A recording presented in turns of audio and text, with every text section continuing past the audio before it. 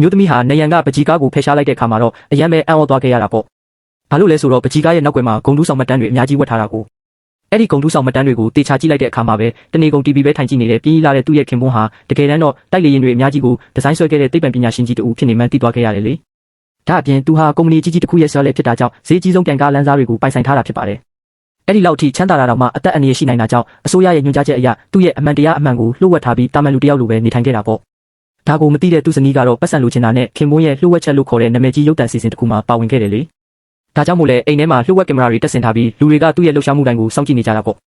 ဒါပေမဲ့အဲ့ဒီလူကတော့သူ့ရဲ့လှုပ်ရှားမှုတိုင်းကိုစောင့်ကြည့်ခံနေရမှန်းမသိပဲ19ရာစုတိုက်လေရင်ဒီဇိုင်းကိုအေးအေးဆေးဆေးပဲအပြီးသက်ဆွဲကသူ့ရဲ့လက်ထောက်ကိုဖုံးဆက်ပြီးပြသလိုက်တယ်လေသူ့ရဲ့ဇနီးဖြစ်သူကလည်းဒါတွေကိုအကုန်လုံးစောင့်ကြည့်နားထောင်နေခဲ့တာပေါ့နောက်တော့အဲ့ဒီလူဟာသူ့ရဲ့လက်ထောက်အတွက်အစားအသောက်ချက်ပြုတ်ပေးဖို့ပြင်ဆင်ပြီး1980ခုနှစ်ကထုတ်လုပ်ခဲ့တဲ့ဝိုင်ပလင်းကိုအသုံးပြုခဲ့တာပေါ့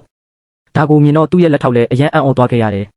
ဘာလို့လဲဆိုတော့အဲ့ဒီဝိုင်ပလင်းရဲ့တန်ဖိုးဟာဒေါ်လာ9 သန်းအထိရှိလို့ပါပဲဗျာဒါပေမဲ့နောက်တစ်ချက်မှာတော့လက်ထောက်မျိုးသမီးဟာပိုပြီးတော့တောင်အံ့ဩသွားခဲ့ရသေးတယ်